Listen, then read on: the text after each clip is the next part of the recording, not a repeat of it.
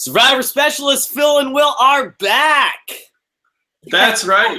And we have the two-time buff winner, Adam Klein, claim to fame winning 2 buffs. Thank you so much for joining us, Adam. That is why I was invited to be on this podcast, because I'm the buff winner, right? Right, and I'm sure our listeners, they mainly want to hear your strategy for, filling out a boot list. That's kind of the main topic that we're going to get into. I just got a notification. Watch live now, the Survivor specialists, Phil and Will, the Adam Klein tell-all with Phil and Will. There you go. You're a subscriber. That's proof right there that you're an actual... You can watch yourself back. That would be a good time, I feel like. But, yeah, so this is going to mainly be about you winning buffs, your strategy for bootless, because you destroyed everybody twice. And I guess we could talk about your game in Millennials versus Gen X a little bit if we have to, right? Like, if I want to talk bootless for sure. Of course. I crushed all you homies. You did. You really did. They weren't even close the 2 times you won. All right, well, go ahead, Will. Well, I guess my first question here is, do you think listening to us for, 2 or 3 seasons before going out there, is that why you won? Of course, obviously. Okay. Right? I mean, what other answer? Because I was going to say, if I went to go play Survivor, I think your game would be very similar to how I would play. You did it to a T. You did it perfectly, getting the win.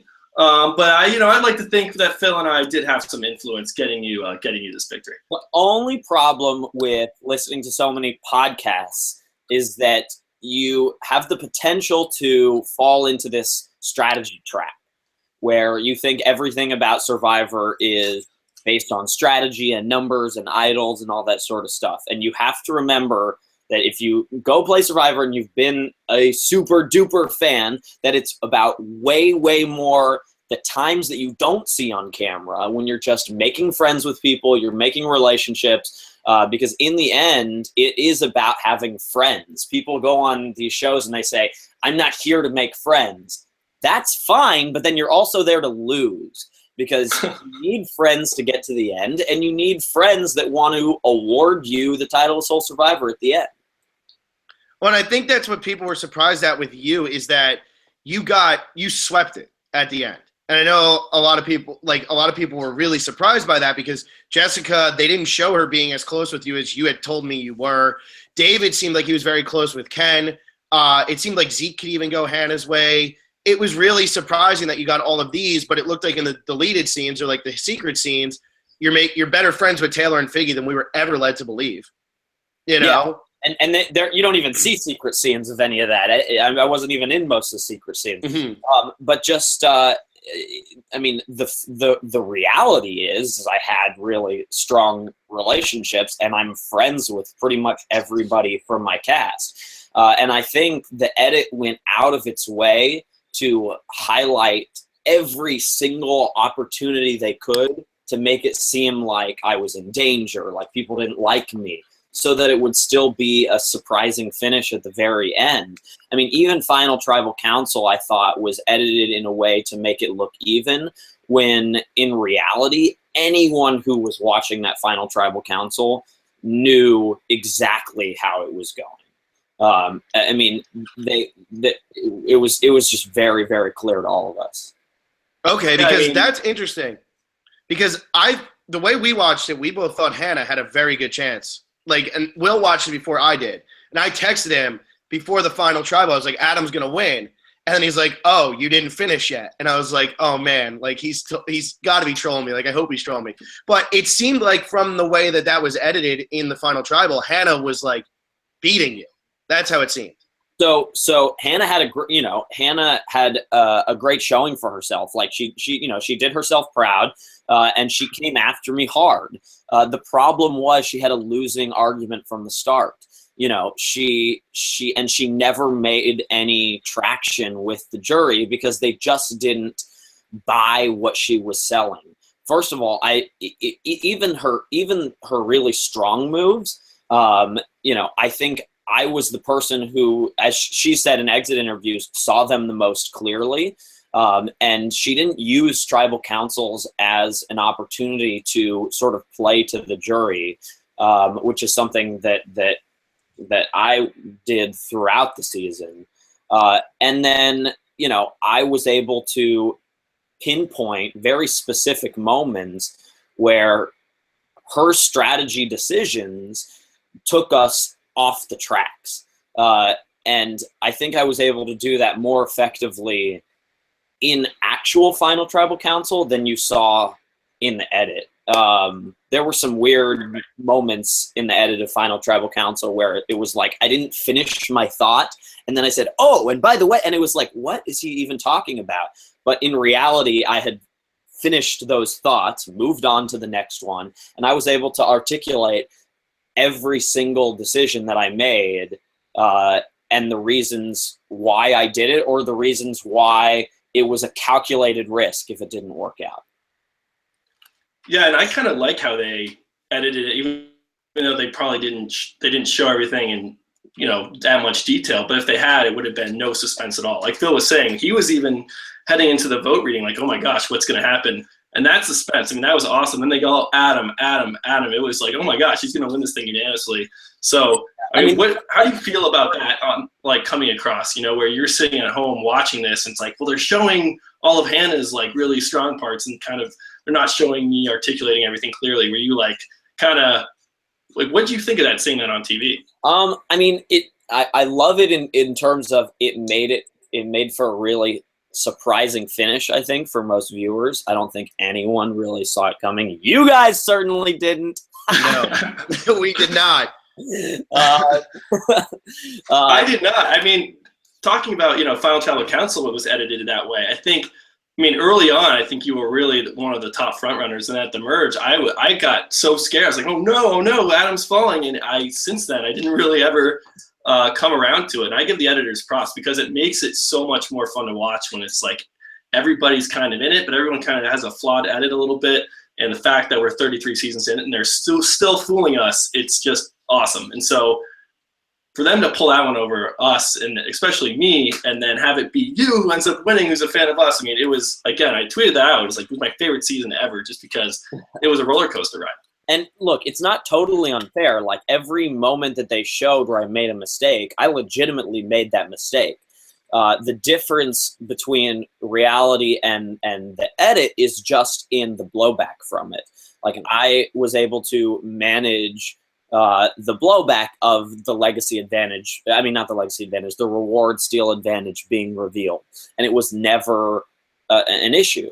I also knew when I told Taylor that there was the possibility that it would get out. And that was something that I was comfortable with. Did I necessarily want it to get out? Not necessarily, but if it did, I knew that, or I had a strong suspicion that it wouldn't be game ending for me. And that's why I didn't reveal my idol to him. I thought the reward advantage was actually a disadvantage in terms of its actual power. So I was looking for other ways to use it as ways to, win allies that I otherwise might not have been able to have. It didn't work, but it was worth a shot. Yeah. And do you think, and this goes to like you winning and you're watching it at home and you've watched every season, do you think that we kind of got the editors kind of made it where the winners were almost perfect? Like Jeremy's win seemed perfect. And like Natalie Anderson's win almost seemed perfect. And then Michelle and you go back to back with winning. And it's kind of like they didn't edit you guys as perfectly as they were doing with some of the more recent winners. And do you think that, like, I know you got a lot of backlash for the Ken thing. I know you got some backlash for, even just using, I forget what else, but I know the Ken thing was huge. But do you think when you said to Hannah that they were voting for Ken, not Hannah? I know like people were saying at the final 10. Right. I know you got like a lot of backlash for that.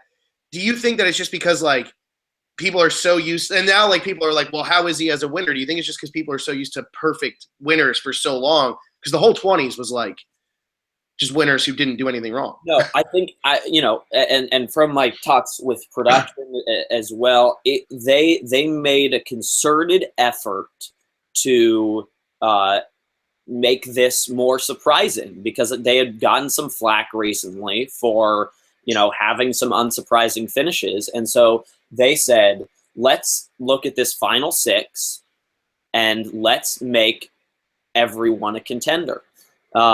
And work our way back from there. So, I think that unfortunately, Will and Sunday got the biggest brunt of that because they wanted to give so much to the last 6. They sort of sped through 7 and 8, and gave them smaller amounts of screen time throughout the season, probably as a result of that. When in reality they were playing, they were both playing big games. So yeah, I definitely think it was deliberate, and good on them because it makes it exciting. Yeah, I'm stoked that production, they will say, oh, we got flagged for something, let's now change it. And if that's the way they're looking at things for future seasons, where we're going to build up everyone who makes the finale or the final 6 as possible winners, then, I mean, that's such good news to hear. That's really awesome.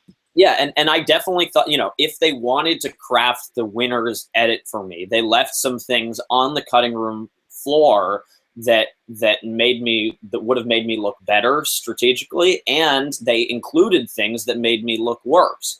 So the Ken thing is a good example. Like when I didn't know who they were going to vote for. None of us knew who they were going to vote for, and of course, there's always going to be a scene where someone's like, I think it's going to be me, and hindsight's 20/20, and of course that's the scene they're going to include on television. So yeah, in that sense, Hannah was right that they were gunning for her, but we also had 10 other conversations that day about how it could be Ken or it could be Jessica, or we didn't really know.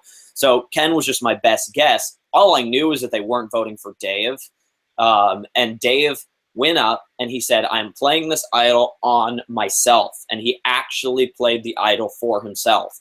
And they cut that out of the broadcast to make it look like he was maybe going to play it for Hannah, which made me look terrible. But all I knew is they weren't voting for him because they weren't going to vote for the guy they knew had the idol. And he did play it for himself. So I just wanted him to play it for anyone except himself. And I felt confident that they weren't voting for me as well. So one of the other 3. And then they, even in my big episode, right? Episode 12, the loved ones visit, was, my episode in many ways, winning the challenge and emotionally and having, my brother out there. And it was an awesome episode, but there was even that was even more my episode than you even saw, because, and you can ask Will and he'll tell you the same thing. And we've talked about this after the season aired, or after the season finished filming. But the reason why Will flipped back was because of a conversation that he and I had. And it was crazy. This was the guy that I had targeted right off the bat at the merge. And we had repaired this relationship enough to the point where Will decided that he wanted to work with me from then on through the end of the game and go all the way to the end of the game with me. And the whole pendulum strategy thing, he came to me first with that idea. And in the show, you see him going to Dave, and you see me just sort of looking at the conversation, like joining in on it. Yeah. And it looks like I'm just sitting back and it's coming to me and whatever. I already knew what Will was going to say to Dave because Will and I had already talked about it, right? We were delivering Dave the information. And of course, Will was doing the one to deliver it since he was going to be the one to flip. But they totally cut out Will and I talking, which I thought was crazy, because I feel responsible for that in some ways. I mean, ultimately, it was Will's idea and it was Will's decision, but it was because of his relationship with me that he decided to do it. And after Ken did his whole thing, I had to talk to Will and be like, don't worry about Ken.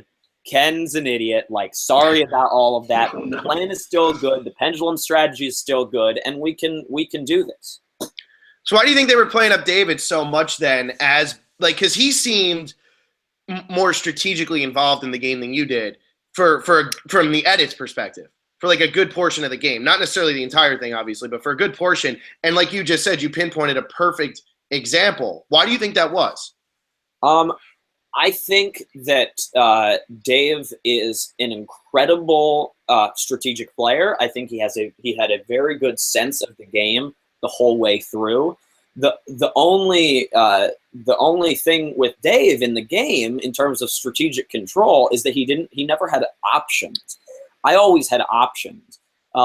His options were limited because half of the tribe wouldn't refuse to work with him because they wanted to get rid of him. Mm-hmm. So he needed me. He needed Hannah, and obviously Ken. But he had Ken's Ken's loyalty, and that was good on him for creating those loyal bonds with Ken and for creating the bonds with me and Hannah that he needed, that we would stick by his side. But in addition to the loyalty factor, we also wanted him in the game because we knew that as we continued to build him up, tribal council after tribal council, and say all of these great things about him, and as he did it to himself, having all these beautiful moments, like at that reward challenge, and just getting the better he was, the more likable he was, and the more we reminded people of that, the more obvious of a target he became. And when you get to the final 5 and then the final 4, you want an obvious target still in the game, mm-hmm. so that they go before you. The downside of that is if he gets to the end, he wins the game, because you have no argument anymore if you've been saying this guy's playing the best game, this guy's playing the best game. If you let him get there, you're a fool and you deserve to lose, right?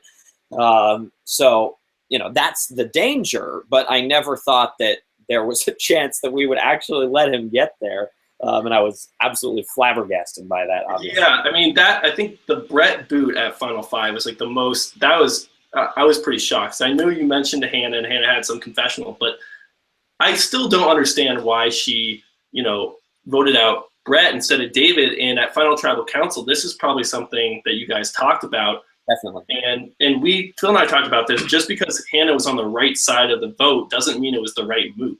Like, that was a bad decision all the way around. And just because you weren't in on it, that doesn't really fault you for anything.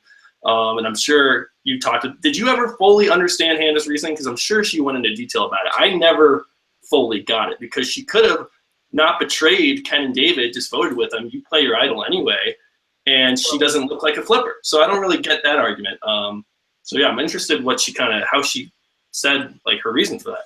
So let me just preface this with, I love Hannah. She is fantastic, and we were strategically in lockstep most of the season. Like, all the stuff about like keeping Dave as a bigger threat. Like, she got all that, and so she is a good strategic player. But there were moments where I don't know what she was thinking, and for that vote in particular, no one will ever be able to convince me that was the right move for her.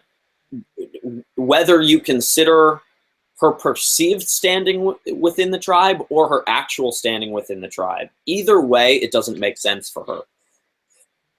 But I think the way to look at these things is from their perspective at the time. And in terms of Hannah's perspective at the time, I knew that she thought that she would beat me at the end. Mm-hmm.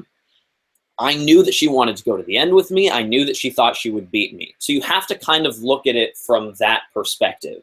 And that's why the Sunday vote for her, in terms of her mind frame at the time, is not as bad, because she doesn't realize that she can't beat me and that she might want to go farther with Sunday as someone that she can beat. But for this, she thinks she beats me and she thinks she beats Ken. So we have the exact same final 3 in mind, which is why I didn't see any reason or any way that she wouldn't vote out Dave at this point, because Brett was the perfect person for me to go to the final 4 with, because Brett was a perceived threat that I actually thought and think that I would have won against. I think he would have gotten some votes if he got to the final 3, like probably from Sunday and Chris and Zeke. But I think that I would probably get the rest, or something close to it. But Ken and Hannah believed that he was the biggest jury threat between me and him. So I would still have a shield in terms of someone that would go before me. But in the case that he does win immunity and I do somehow end up in the final three with him, I still can potentially win the game. My question to you is, why did you tell Hannah that you had the idol if you could have just played it anyway? Yeah. In retrospect, that was a total mistake, right? Mm-hmm. Yeah. At the time, I'm thinking there's no way Hannah's not on board with getting rid of Dave because it's the best move for her. She came to me that morning and was like, we have to get rid of Dave tonight. We have to make sure he doesn't win immunity. We have to get rid of him. So we were like so on the same page, and we'd been talking about this for many days that Dave had to go at Final Five. So one, I didn't think that she would do anything to mess it up. And two, and this was really important, I had not told her about my previous idol, and it ended up working out because I played it for her. But I knew that I was going to play this one for myself. And what I didn't want was to take all of the credit for the Dave vote out, which was going to be one of the biggest vote outs of the season, and then make her think, oh God, Adam really is a threat, and then vote me out at Final Four. So, there was one more very important vote left, and I needed Hannah to believe that this was just as much her move as it was mine, just as much her idol as it was mine, just as much that she can take credit for at Final Tribal Council as I will be able to. And so I needed her to see it as a joint venture for us. And if I did it on my own, I think she may have voted me out at Final Four. Yeah, I mean, that's a great answer. It seemed from the edit, it was like you were kind of bragging to her that you found the idol, but that makes total sense because it was, if it's you do that and then it's you and Brett, I mean, I think that would voting off David with an idol that only you knew about would actually make you a very big target. And hey, it didn't work out with Hannah falling in line, but like you had no reason to think Hannah was going to flip her vote to Brett. I mean, I also think in terms of what you said, in terms of, it was bragging, or there was the time when I was in the water with Jay and they were like, that was arrogance and whatever. I think if you actually watch just the scene part of those things, like I'm holding hands with Hannah, like we're laughing together, like it's a nice friendship moment between us. And then I'm sure she goes into the confessional and the producer says something like, so Adam bragged a little bit about the idol to you, and then she repeats it back. Like that's what happens in confessional, right? So, I don't personally didn't think that I was like rubbing it in anyone's face. Oh yeah, I didn't think you were rubbing in. It just seemed like they were trying to play that up. And again, this is something that threw me off even in the finale when they're giving Hannah this kind of like girl power confessional and how she's going to take control. And my mind's just spinning because it's just like, how is this thing going to play out? So, I mean, again, that's just more. All season long, people were taking her confessionals at face value. I mean, when you think back, especially this one especially, to the Sunday vote out, the last confessional before tribal council is Hannah saying the type of person who convinces other people to do what they want to do in this game is the type of person who wins. And people were like, well, Adam can't win because he didn't convince people to do what he wanted to do. And maybe Hannah's going to win because she convinced it. But you can't take every confessional at face value. Like some people are, in the end, going to be wrong about some of the confessionals that they made. And in the end, it's not about the person who can, get the most votes to go their way. It's about the person who, was able to make those strong connections with the jury. That's what the game is ultimately about. So, this is like a quick question. I got another one, but who wins Hannah, Brett, Ken, Final Three? Brett does. Brett still beats Hannah. Yes, definitely. I think that maybe Hannah gets a little more credit simply because I would be in Ponderosa for a day and have the opportunity to explain why she made some of the decisions that she made. But you know, I definitely think that Brett wins in that scenario. So what do you think? What do you think it is about Hannah's game? Because she was in the right in many of the votes, and we're big fans of Hannah too. She was a blast having the show. Great TV. But what do you think it was that led her getting to just no votes, and really even, you know, Chris coming out there and going to bat for you, saying you flipped Ken, when it looked like from us that Hannah was the one in the water right before that vote? I'm sure you also. So frustrating. This is what I want to hear, because these are, you know, again, this is just more evidence that they're. I cannot believe that they did not even show my conversation with Ken. Not that I take credit by not that the conversation that I had with Ken, you know, sealed the deal. Who knows? Like, Ken absolutely made his own decision and made his own move there.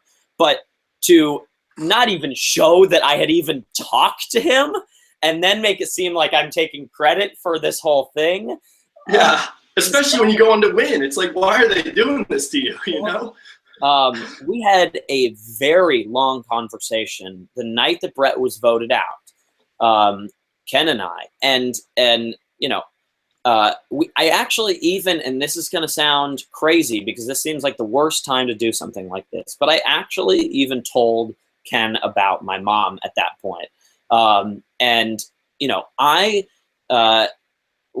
just, you know, I had grown close to Ken and I wanted to open up to him as a friend, but then also, you know, I needed him to know that I was a good person too, right?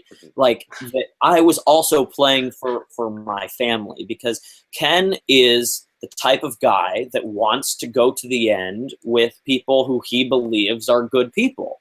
And the fact that you know, we had this similarity where we both had more than just ourselves going, you know, that we were playing for more than just ourselves, was something that was important in our connection.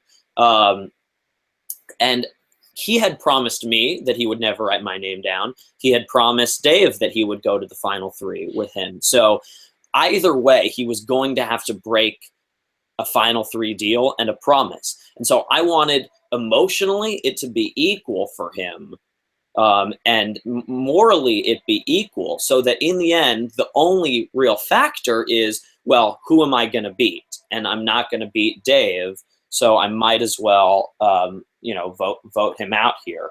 But honestly, in terms of the credit that I would give for Ken voting out Dave, obviously his decision, he decided to do that, and so ultimately the credit is with him. But in terms of the moment that he recognized that Dave had to go, I think it was that night that Brett went home, when he saw the jury's reaction to keeping Dave in the game. Because, you know, you see me and I'm going, what? Like, why? What? Mm-hmm. I was flat, and I literally, like, pointed out. I was like, look at them. They're laughing. Like, they're dying. They can't believe it. Like, yeah. And then what Brett said on his way out, like, Dave's going to win the game. You know, I literally at tribal councils would, Dave would say something like, "Oh, I'm not a huge threat," and I would point and I would say, "Look at the jury right now. Look, like they're laughing. They are literally shaking their heads and laughing because they know he's a huge threat." You know, so in that sense, the jury really helped, because they weren't, you know, they showed their cards a little bit in terms of making it clear that Dave was a huge threat. Yeah, and I think that's why you, also got so much credit, because you were continually saying that. Like you were saying, you were always pointing out that David was a threat, and that's something that Hannah wasn't doing, and that's something that Hannah actually, her actions didn't speak to that when she voted out Brett. And I think that's probably, I don't know if you agree, that's where the jury is like fully, all right, Adam's fully got this. Like, we're Team Adam here. Why aren't they taking out David? Hannah didn't show the jury that she recognized early on that she couldn't go to the end with Dave. She knew it, right? So she was not trying to go to the end with Dave. I still think voting out Brett at Final Five is a mistake in terms of trying to not go to the end with Dave. But that was always her intention. But she never made it clear to the jury. And so they see her, like, Brett is like, these crazy people, you know, they want to go to the end with Dave. Like, what's wrong with them? And Hannah didn't, but she didn't make that clear. And so that perception that, like, she is crazy and that she wants to go to the end with Dave just keeps getting reinforced. And at the Final Five, like, that was the last nail in the coffin. Right. And you were obviously playing that up, you know, hoping to, you know, go to the end with Hannah. Absolutely. Right. So when did you have it in your head that you wanted to sit with Ken and Hannah? How early on were you like, okay, these are my people. I know I'm not that big of a threat yet. Like, you know, you still have Dave there, Brett, Zeke, you know, even Will was starting to, you know, build his resume. When were you just like, all right, these are the people I want? Ken and Hannah, I thought from pretty early on in the merge were going to be my most surefire way of winning at Final Tribal Council. There were other people that I definitely would have considered going to the end with as well. But, you know, if I could get to the end with Ken and Hannah, great. I mean, there's a lot of factors that you have to consider, and the most important is getting yourself there, right? You have to put yourself in a position where you can actually get to the end with them. And, you know, I didn't always know that Ken and Hannah would want to go to the end with me, but that became more and more clear as time went on. And especially when Sunday was voted out, you know, Hannah had already been telling me that she wanted to go to the end with me, and I believed her. But that solidified that, because I was like, the fact that she just voted out Sunday and was gunning for her means that without a doubt, I'm her ticket. Like, she thinks that I'm the person that she wants to take to the end and beat. But there were other people that you know, if things had worked out differently, like maybe I go to the end with Jessica. I don't know if I would have been able to beat her at the end. So, you know, I told her at Final Tribal Council, because she came up and she was like, you know, we talked about going to the end together, and you just admitted that you wanted to go to the end with Ken and Hannah. So, like, what gives? And I was like, yeah, I would have loved to go to the end with you, because we got along really well, and I would have loved her to be there. But if I determined that she would beat me in the end, then I wouldn't go there with her. And it's unclear from the moment that she was voted out who, you know, it would have depended a lot on what happened after that, whether or not I was in a better position to win or she was. But we were pretty even, I think, at that point. And then Brett is someone that I could have gone, that I was working with and could have gone to the end with. Brett and I had something interesting that you didn't see on the show, which was basically a cross-alliance alliance, right? Like, we weren't always on the same side of the vote, but we always protected each other. So if he was going to somehow turn on my group, he was going to target anyone but me. And if his group was going to be on the losing number, and I knew that, then I was going to target anyone but him. And so, you know, that's something that I don't think we've really seen on the show before. It's too bad we didn't see it again this time. But, Yeah. You know, we were able to sort of protect each other even when we weren't necessarily always voting together. Well, and that's insanely interesting. I wonder if that happens on other seasons. But my main question here, and this is when I think I gave you the most crap. And not really so much crap, but I would have never been able to do it. At Final 10, you have an idol in your pocket and you draw rocks. How do you do that? And what's going through your mind at that point that you would actually put your idol that could get you another spot and you could win a few challenges? It seemed like you had good relationships with everybody. You actually went to rocks at that moment. Why did you go to rocks? Okay, so there's a couple things. There's the decision to whether or not to play my idol, and then there's the decision to whether or not to flip. So going into that tribal council, I actually was like, I think I planned on playing my idol, right? Okay. I did not want to draw a rock.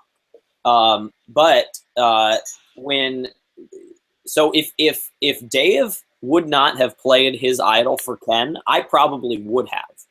But Wow. let's walk through it, right? Like, at the time, I thought there was probably a 50-50 chance that they were voting for Ken, right? I didn't know. It was my best guess.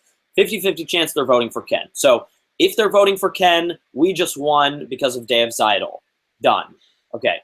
In the case that they're not voting for Ken, I thought there was about a 50-50 chance that someone would flip, right?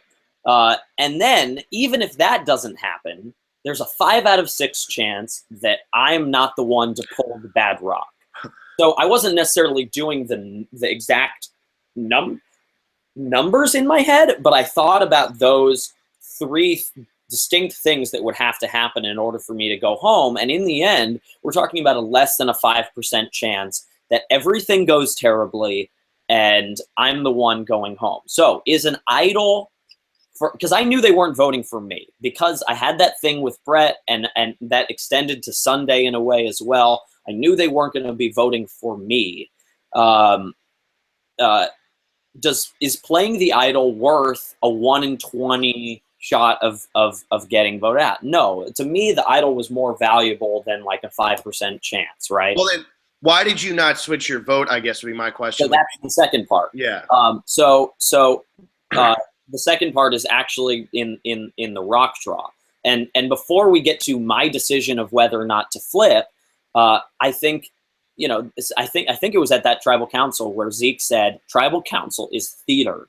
And that's absolutely true, because I think there was a way out of it for my side that did not involve flipping. I said during that tribal council, I said a number of times, like, I'll go to rocks. I don't care. Like, I'll go to rocks. Dave was saying the same thing. And if we had brought our troops together before tribal council and said, project confidence, project, even if you're scared out of your mind, make it seem like there is a 0% chance that you are flipping. Because unfortunately, what happened, and Jessica herself will admit that she was not in the right headspace, obviously, at the time, and wasn't necessarily thinking about all of this because it was so terrifying. But when she puts her head in her hands and she looks around, she says, I don't want to go to rocks. I don't want to go to rocks. If you're Will and you're on the other side and you don't want to go to rocks, what do you do? That's a good point, because you think that Jessica's going to flip. If you're Will and you think that Jessica is going to flip, because we all thought Jessica was going to flip. It looked like she was going to flip. And so Will is the first one to go up to revote. And so he's like, all right, if she's going to flip, I cannot. Because if I flip, I cause a rock draw unintentionally and I turn on my alliance. Worst case scenario, right? You do not want that to happen. And Will has, has told me since that he would have flipped if he thought that Jessica was not flipping. Wow. So the play there is not to flip. That's amazing. The play isn't to flip. The play is to project confidence. And if you're not going to flip, you need to tell the other side that you are not going to flip. And that's probably why it worked in past seasons like South Pacific and Samoa when they got Fincher and they got Cochran to flip. It's because they were so confident on that side. It was like, well, never going to happen. One of us needs to do it, otherwise we're going home. Right. That's crazy. Part of the reason why we went to rocks wasn't because everyone was like, I am never flipping. It's because they weren't sure what the other side was going to do. And if you're not sure what the other side is going to do, the last thing you want to do is cause a rock draw unintentionally.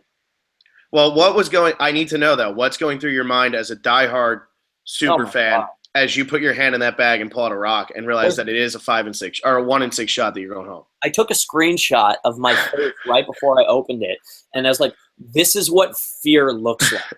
Like it was like my, Survivor life absolutely flashed before my eyes.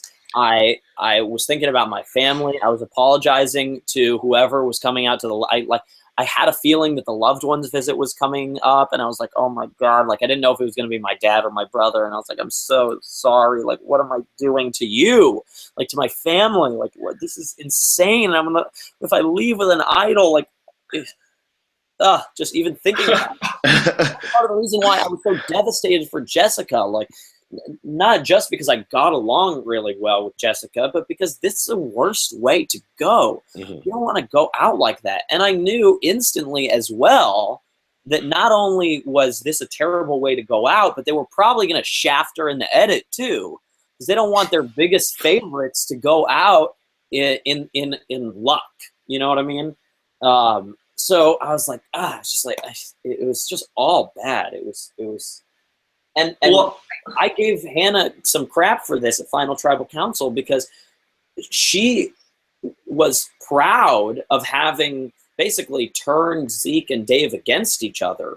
And it was a great move and the intention was right, but the timing was all off, right? Like she didn't intend for it to happen as quickly as it did. Like she told them that they were kind of gunning after each other and she thought that she would sort of let that simmer and that eventually she would be able to use that to turn them against each other. But what ended up happening is they went for each other immediately. And it created that rock draw scenario that could have sent her home, that sent Jessica home, that could have sent me home. And so I that was another thing that I pointed out at Final Tribal Council was a move that,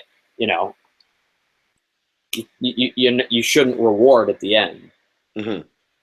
So well, thank you for clearing that up, because I remember when Phil and we were talking about this rock draw, we're like, how did not any one of these people flip?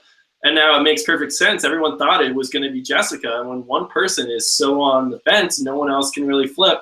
So again, this is another thing where our minds are like, what's going on? And now you made it perfectly clear. So I'm just stoked to have that explanation. Yeah, I mean, Jessica took the burden of the decision on herself in some ways by showing that she was the most likely to flip.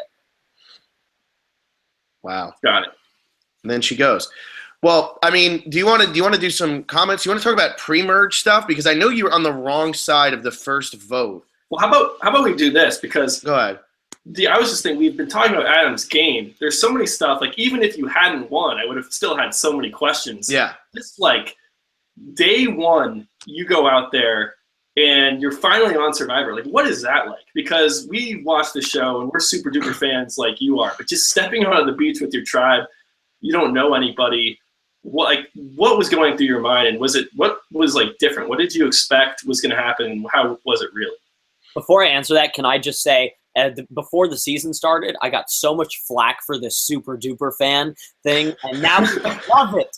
Now everybody's saying it. I love it. It's great. Like, I'm a super duper fan too. You weren't saying that in September.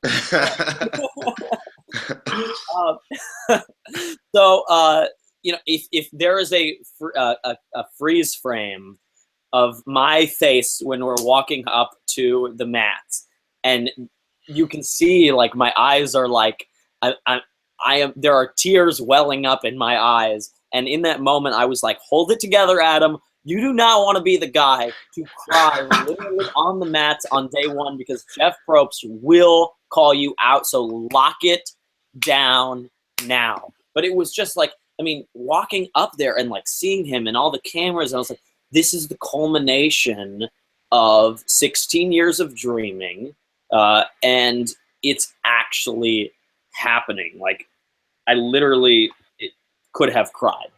But what to do with me, right? That's so cool, because like I think that's why, like, the people who watch us, I think they took a liking to you. The ones who did, I think they take such a liking to you because you are such a big fan, and a lot of them can see themselves in that. I know me and Will talked about it a lot. Like, he even said earlier, this is how I would play the game. Like, you actually got that moment, and then not only that, you did like the most you could possibly do with the opportunity, and it's just like, I mean, when did you like when you hit like the merge and you started to overplay a little bit? Did you start did you start saying, oh my God, I'm blowing like my chance here? Like, did you start thinking like things like that? Like, what's going through your head, as a huge fan? Yeah, let's talk overplaying at the merge. I had confessionals going into even before I hit the merge beach and throughout that first episode of the merge where I was like, this is where I win or lose the game. Because as a super duper fan, I know that over 90% of Survivor winners were in the majority vote, the first vote of the merge. So I will do anything it takes to make sure that I am in the majority of this first vote, even if it means that if it doesn't work, I'm the one going home. I'll take the heat. This is one of those moments where you take the risk.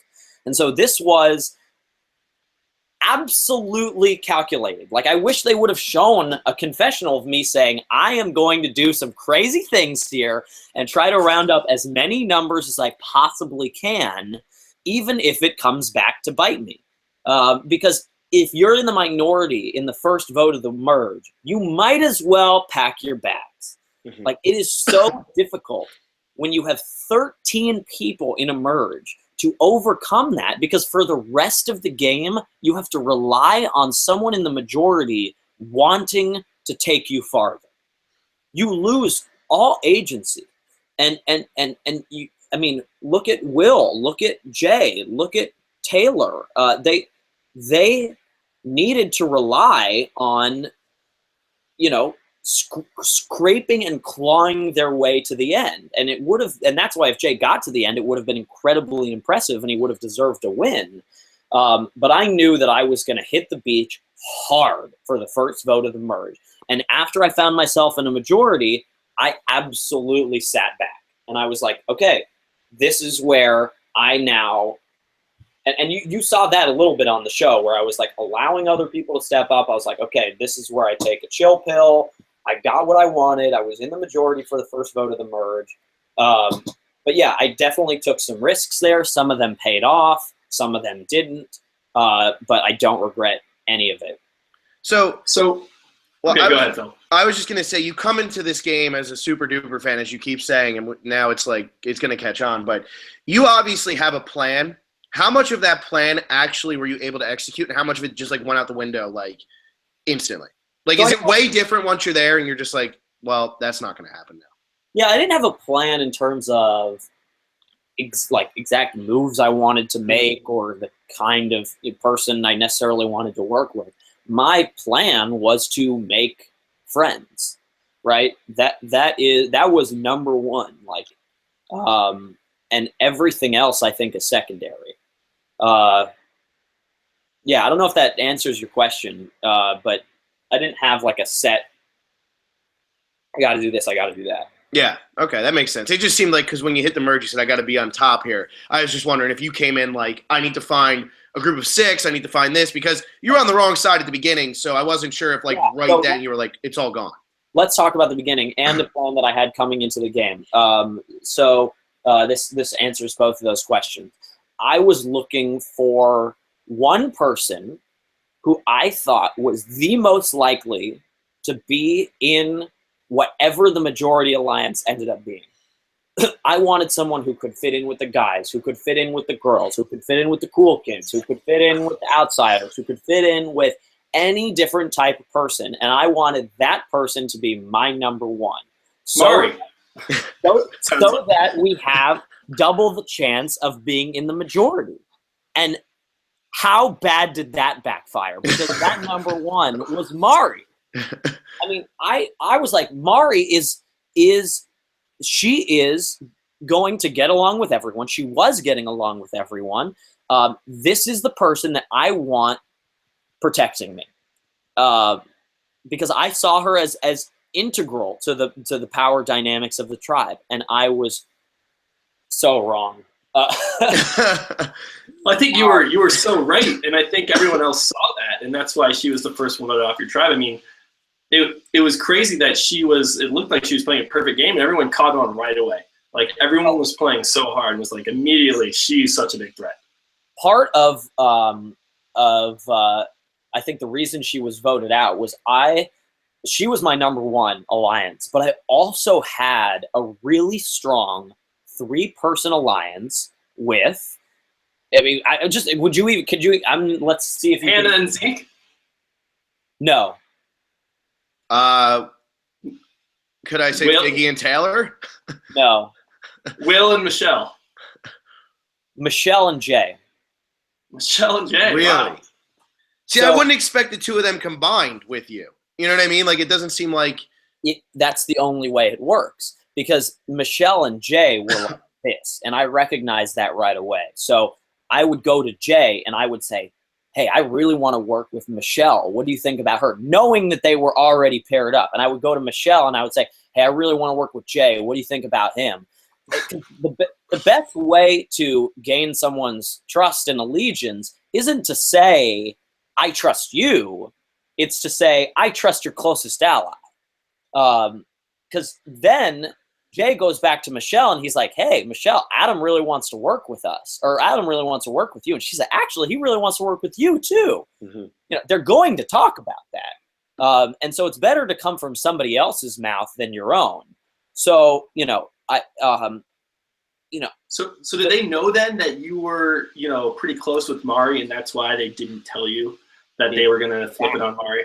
So this was that move was never about putting me on the outside. It was about bringing me into the fold.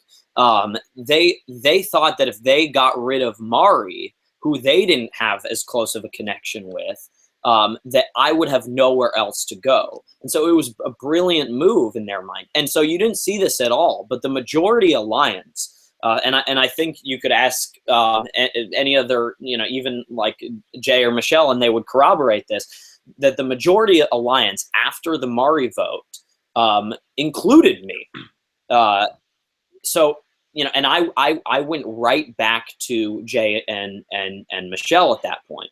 And so that we had a 6-person alliance, which you never saw on the show, which included everyone on the tribe except for Figgy, Taylor, and Zeke. So Zeke was actively. Zeke knew he was on the bottom, and there was a very good chance that he would have been the next to go. I was trying to get our group to go for Figgy instead. Even though I knew that Zeke was coming after me. So people are like, Zeke is Adam's closest ally, and Zeke is talking like he doesn't trust Adam. Zeke was never, ever my closest ally in the game, ever. Like, yeah, it's just funny. You were the two. Yeah, you two were the only ones on the wrong side of the first vote, so a lot of people just kind of, I guess, came after me and came after me hard. I was the only name coming out of his mouth after the Mari vote because he was a little desperate and he thought that I would be the easiest person to go after next. He didn't think that my plan to, get together the Figgy votes would come to fruition, and that if it didn't, he would be the sacrifice of that. So he tried to, throw me under the bus, which only sort of helped my cause, I think, with Figgy and Taylor. To the point where they trusted me going into the swap. Yeah. How hard of a decision was that to vote out Figgy? They made it seem like it was tough. Were you like 100% though? It was really tough. It actually was really tough. I think it was the most important decision that I made. It was also the most difficult because I drew first blood of millennials. And we were the majority. And so it was a huge gamble because, I could have been the pariah of the millennials. And Figgy and Taylor and I, but right before the swap, I went to Figgy and Taylor and I said, forget what, the first vote, at least for me, is behind me. I am like, that's old news. If we end up on a swap tribe together, millennials strong. Like, I want to work with you guys. And they said absolutely, like, same thing. And Figgy did some praying of the people that she wanted to be on a swap tribe with, and I was one of the people that she prayed to be with. She had no. I'm sure Taylor was too. Yeah, she didn't know that I was making some moves to continue to try to get her out at Millennial Camp. And I think that just shows the strength of my alliance, because I had mentioned it to Jay and Michelle and obviously Michaela and Hannah, like you saw, and no one ever told Figgy and Taylor. So we went into the swap, and I really got along with them, and we started building this trust that had never been there. I remember having a confessional right before the swap where I was like, I have working relationships with every single person on this tribe except for Figgy and Taylor, and I don't see any situation in which I could ever regain that trust with them. And then sure enough, it happened. And we got to Takali, and we got along really well, and they trusted me, and I sensed that they actually really trusted me, and so it allowed me to trust them. And our plan was to vote out Ken, and my plan was actually to vote out Ken, and it only changed the day that we lost the challenge, and there are two reasons why it changed. One, that you did not see on the show that is very important is at that immunity challenge, I was sitting out. I, in retrospect, should not have been sitting out of that challenge, but so it goes. And Will turns to me as it looks like we're about to lose, and he says emphatically, he says, vote Figgy. Mm-hmm. Will, who was supposedly, working with her, I was like, what? And so you guys should go back and watch that immunity challenge, watch the end of it, and look in the background, and you will see some very strange things going on that make absolutely no sense on a first watch. Like I'm going like this, and I'm like leaning in. I'm looking at Ikabula. They're looking at me. I'm doing like this. Like, what is going on back here? And what was happening was Will turns to me. He says, "Vote Figgy," and I turn to the rest of his tribe, and I'm like, "Is this like what you guys want?" And Michaela's like, "Figgy, Figgy, Figgy, like vote Figgy." And I look at Jay, and he's doing this, and I'm like, "What is he doing?" I had no. I was like, I'm so confused. I was like, "What?" He's like signing at me. Like, I was like, "Tea? Are you making a tea? Like Taylor? You want me to vote out Taylor? That's crazy." And he's like, "Yeah." Apparently, I found out later that he claims that he was doing this to signify abs, which is supposed to mean vote out Ken. What? Okay. Yeah, that makes no sense. What? What are you talking about? And so I just assumed that they were all on the same page. And That's so funny. And Hannah wasn't saying anything, but I had at least Will, Michaela, and Jay of all people, telling me to vote out Figgy.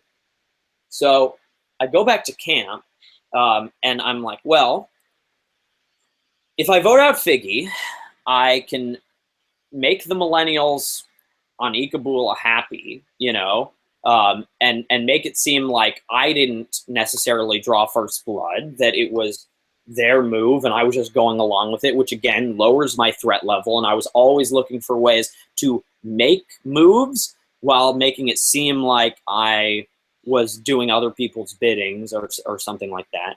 I can align myself with Ken and Jessica, and I can signal to the rest of the Gen Xers that I'm willing to work with them.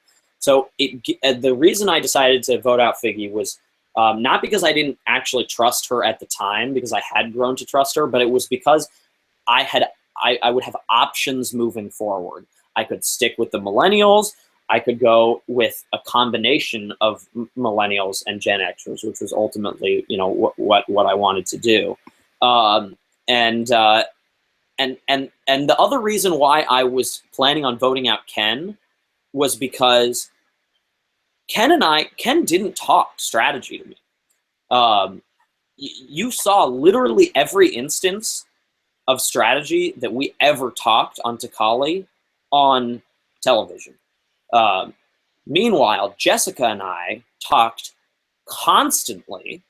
She was my closest ally on Takali, on Vanaka, and we never saw any of it. And Ken, had never really had a conversation with me. So I was like, I told Jessica, I was like, I may have to vote out Ken, and would you do that with me? Because I wanted her to not be afraid at Takali.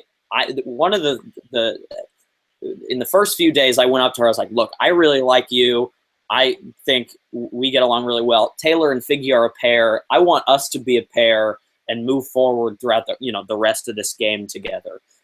Because I knew she was nervous right off the bat. In terms of challenge performance between Ken and Jessica, she felt like she was going to be the weaker link, and that if we stayed strong, we were going to vote her out. So I wanted her to feel like, no worries, I got your back as long as you have mine. But Ken, not sure about Ken. Mm-hmm. And so I basically told her, like, he hasn't talked strategy to me. Like, I need to hear it from him. And so she goes to Ken and she says, Ken, you got to go talk to Adam. Tell him you're never going to write his name down. And so she saved his butt in many ways by, telling him to come talk to me. So now here's the thing with this vote. You got the merge, it's probably coming up quickly. And you got Taylor, who's a huge challenge threat and everything. You got Figgy. Was Figgy just that much better of a social player than Taylor that you get rid of her as opposed to Taylor? It wasn't that Figgy was necessarily like a better social player. It was that Figgy was more dangerous because Figgy is constantly operating like at go speed, and making moves and doing things and lying about this and like, making little plans here. And it's too much, right? Like I love Figgy as a person, but Figgy in the game of Survivor is too much. And you never know what she's going to do next. I was actually on Taylor's side in the whole, why don't we just make this relationship thing out in the open? Figgy was the one that said, no, we have to keep it secret. And I would say to them, and ultimately I convinced them to tell Jessica and Ken, I would say to them, like, guys, Zeke is on one tribe, Hannah is on the other. Mm. You really don't think that they're telling the Gen Xers that you guys are in a relationship? It is out there. Like, the damage has been done. So you can either have Ken and Jessica find out from the other Gen Xers when we hit the merge, or you can tell them yourself and build some trust with them. Or they already knew the whole time. Yeah. Yeah. I mean, they saw the flirtation. They didn't know that they were like legitimately like coming up. That was just crazy to me that she would even think that there was the possibility that they could keep this secret. And that was the way that Figgy operated, was like she would sort of, lie about like stuff just because it's Survivor, because that's how you play. When oftentimes it was unnecessary. I would say a lot, like in my confessionals and whatnot, truth has power. Truth in the game of Survivor is way, way more powerful than lies. If you can show someone that you're, giving them truthful information that they didn't have access to before, that's way more valuable than anything else. So, like a good example of that, I think, in my game, Michaela was actually a close ally for me on Millennial Beach, and we talked a lot, and I knew that she was, even closer with Jay. She had a really strong relationship with Jay. And so at one point, Michaela came to me. She said, I do not trust Michelle. I think Michelle is sneaky, and I want to, vote her out. And then instantly after that conversation, Michelle pulls me aside, and she's like, hey, what were you and Michaela talking about? And I was like, Michelle knows. Michelle knows that Michaela doesn't trust her. So I went back to Michaela. I was like, hey, Michaela, you didn't happen to tell Jay that you don't trust Michelle, did you? And she was like, oh yeah, I did. Like, I was like, and so I was the one that I showed her. I was like, well, Michaela, like, Jay told Michelle. Like, Michelle knows that you don't trust her. And so you have to be a little bit careful about what you tell Jay, especially if it relates to, like, his closest ally. And so she said at that point, well, maybe I can't trust Jay as much as I thought I could. And that was our last conversation before the swap. So then she goes into Ikabula, and she's got in the back of her mind, I'm not sure I can trust Jay. And Jay is smart. Jay has an incredible read on people, and he knows when you don't trust him. And I think that's part of the reason why Michaela got voted out, is because she showed Jay that, she had these doubts, and she continued to voice her distrust of Michelle and Jay's other allies, and talked about targeting them first thing in the merge, and Jay couldn't have that. So what did you think of Jay's move to vote on Michaela? I mean, it seems like there was more reasoning than we had as an audience. As an audience, it was a big debate, definitely on our podcast, whether Jay made a right move, whether it was too early, maybe it's the perfect time before the merge. What did you think of it when you were out there and then seeing it on TV? I was so shocked to see Michaela gone when we got to the merge. I was like looking at the other vote, and I didn't understand who had been voted out, because I didn't even think of Michaela as a possibility.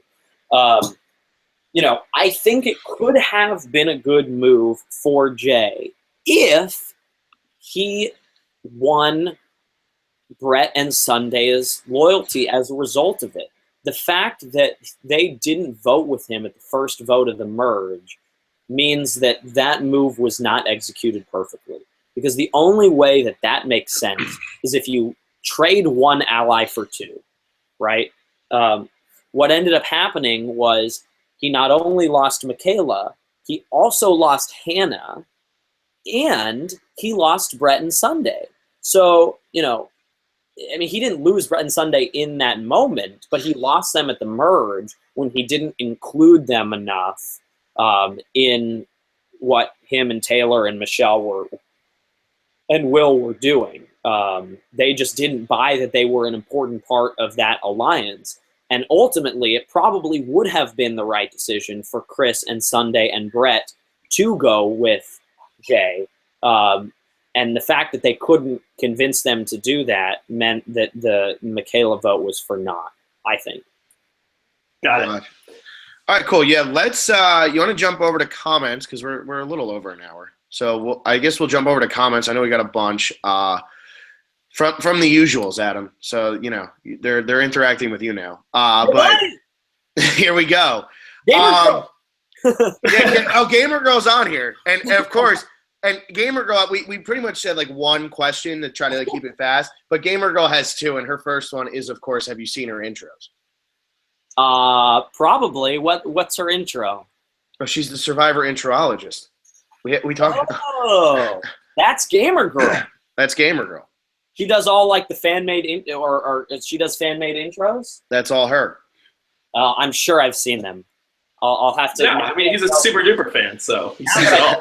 Gamer Girl. I'll have to look out specially for that. All right. Harold Rice wants to know if David talked about Harold Rice. You're Harold Rice wants to know if David talked about Family Guy, that he wrote for Family Guy. Yeah, we knew that. Okay, so he wasn't trying. Everybody lied. It seemed like everybody lied about their jobs in Ponderosa. David was completely honest. Yeah, I didn't lie about my job. I told people I worked for a homeless shelter nonprofit. David told people he was a TV writer. Did you consider lying? Because that's a pretty. Someone could say, "Wow, he's a great guy, giving his life to homeless people." I was already hiding enough that if you hide too much, you have a hard time connecting with people. Got it. So I was already, not going to tell people about my mom. I also way underplayed my Survivor fan stuff. I even said that I didn't watch a few, some of the season. Obviously people knew that I was a fan, but I never talked about it oh, well, do you remember in this season where this person did that? And then, what we would do on this podcast, I never had those conversations out there. You didn't tell them about your buff winnings. I did not tell them about my buff wins. I did not talk about Phil and Will. I didn't say I listened to Rob as a podcast. Actually, during pregame, everyone's listening to me. You're not allowed to talk to each other. So I'm just, we're all listening to music or whatever. And I downloaded like Rob's like the 49 Laws of Survivor or whatever, and it's like 9 hours of podcast, and I listen to it all in pregame Ponderosa, and anytime, like, you know, and the whole time I'm like bobbing my head like I'm listening to music. What is that like? And this isn't a question from one of the listeners, but I'm just wondering, what is pregame Ponderosa like? Because I know postgame is kind of just like a big party, but like pregame, is it kind of like torture? Like you're just sitting there and you're Definitely. I mean, I knew what I was getting myself into, so I was totally prepared for not talking and, like, you know, the boredom and whatever. But you know, to me it was fun because, like, you're already kind of playing the game. Like, you know, I think Brett and I's alliance started at Ponderosa. Part of it was because I think he was attracted to me. There you go.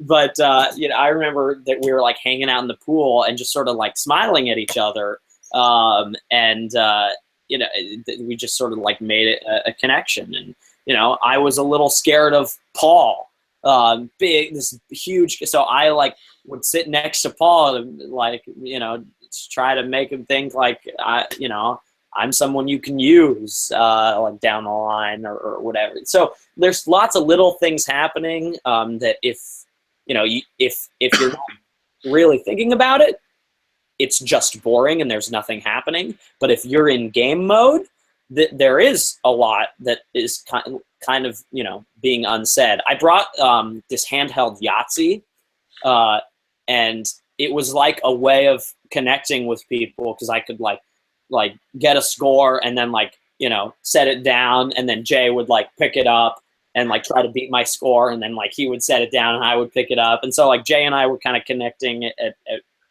Ponderosa. So wow, that's where the rivalry started. Oh yeah, Jay and I were constantly battling, like literally from pregame. And I wish you saw some of this, but Dave made a checkers board with the paints from, you know, Dave's incredible. He made a checkers board, and Jay and I played checkers every single day, and we traded games constantly. Like, we were so evenly matched at checkers, it was unbelievable. And it was just the perfect metaphor for our game, where like he would beat me and then I would beat him, and then I would like take out all his pieces. And I can't believe they let you interact that much, even playing checkers with each other. Oh no, Wow. checkers was at the merge. Oh, okay. Oh, at the merge. Okay. I thought that was before. I was like playing checkers and Yahtzee. No, we were not allowed to play checkers, and we got in trouble for passing the Yahtzee game back and forth. They really try to like keep you, you know. Got it. That's funny. But let me tell you one more story about pregame Ponderosa. We were sleeping in tents, like that's you sleep in tents in pregame, and the weather was terrible. I mean, it was like, you know, leading up to that night one storm, and so it was constantly like raining and whatever. And the night before the game started, the wind is so strong and the rain is so strong that they actually came around to our tent. Like, I felt like my tent was gonna, like, I was gonna be like Dorothy and, like, you know, fly away. It was really bad. And so they came around and they said, "We're moving you guys inside. It's too dangerous out here." And that scared me more than anything, because I was like, it's too dangerous in a tent? What happens tomorrow? What? You're going to put, this is crazy. And so, oh my God, it was, I was like, if they're taking us out of here now, but they're going to put us into it tomorrow, and we don't have tents and we don't have shelter, like, this is insane. The first night was the longest night of my entire life. It was so bad. It was so bad. I was terrified that the rest of the season was going to be like that. Yeah, you guys got kind of lucky after that, though, right? Like, it wasn't. Oh. Yeah. The fact that we never had another night like that, I mean, yeah, I am grateful that I had that experience. Like, what a night one, you know what I mean? But I am also very grateful that it never happened again. I mean, it rained again, but never like that. Cool. All right, Giovanni Oriana. Okay, I see Giovanni on Twitter. I see the name. I hear you say it every single time. Are you saying that last name right? I am saying it as if it was like Spanish, where the double L is a Y. There's an O at the beginning. Oriana. I miss the O every time you say it. Oh, really? I just hear Rihanna, like the singer Rihanna.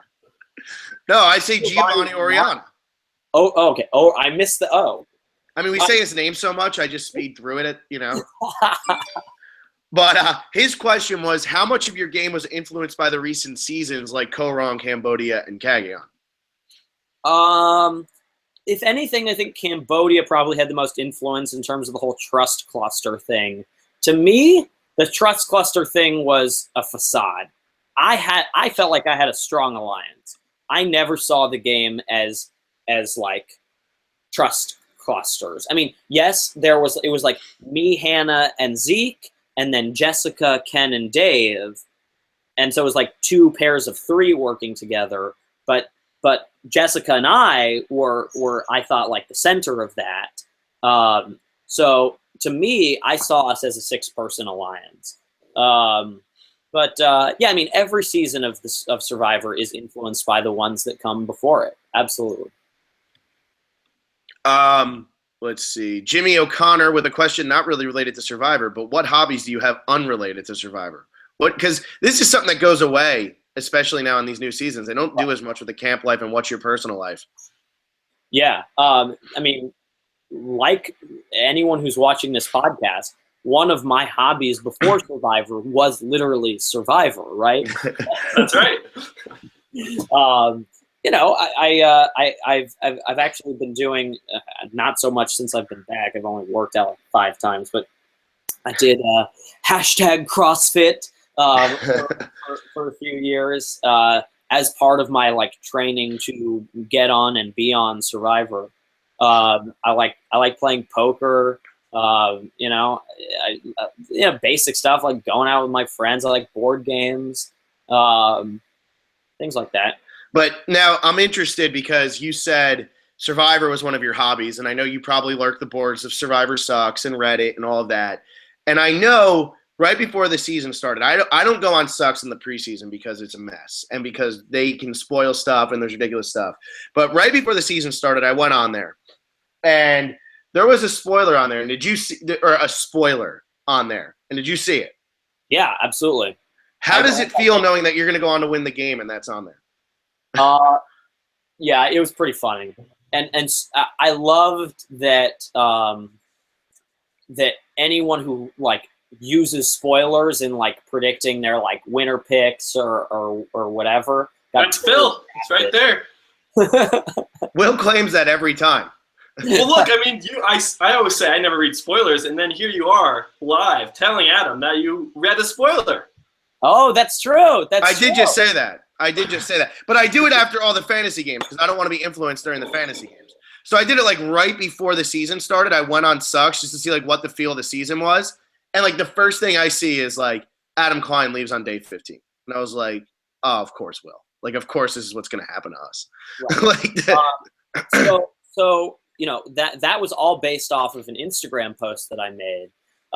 And I wrote that post and I had the picture ready to go before I left. I basically, asked some people like, hey, can you post this for me, a few weeks in, because it wasn't to like throw off the community, although I knew that would be an unintended consequence of it. But really, I wanted to give my mom a message while I was gone. Mm-hmm. I wanted her to see that and know that I was continuing to think about her, because there's no way for me to communicate back to them, obviously. So I wanted, it was really just a personal thing. Like I wanted them to see that.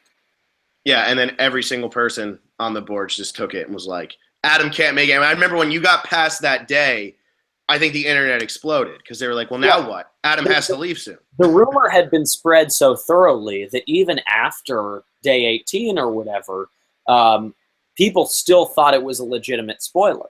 Mm-hmm. and I continued to see constantly like, oh, well, Adam's going to get pulled from the game. Adam's going to get pulled from the game. It had just spread so much that people didn't like. Not everybody knew the nuances of like the day 18 thing. Austin Trupp wants to know, in the first few days, what's the pace of strategy like? Okay. How quickly was the word alliance used?